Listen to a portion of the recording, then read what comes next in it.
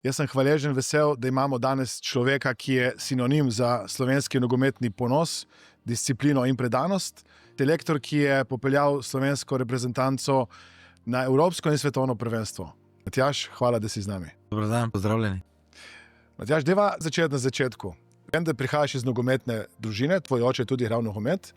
Kdaj si se ti navdušil nad nogometom? Ja, to je res težko vprašanje. Živeli smo nasproti ceste Ljudskega vrta in bilo je samo vprašanje, ali košarka, ki je takrat bila v Mariboru izredno popularna, ali pa nogomet, in očitno so geni prevladali, očetovi geni, in zelo mlad sem se zapisal v nogometu. Ja. Kdaj si začel? Pravzaprav se spomniš, to je bilo že... Sej, takrat ni bilo teh vseh pripomočkov, otroških igrač, ki so danes prej zame osebno breme kot pa karkoli drugega. Žoga in ulica in od vsega začetka brcanje najprej na ulici, potem pa preko čez ograjo pa v Ljudski vrt. Jasno je, da te je hitro potegnilo tudi v klub.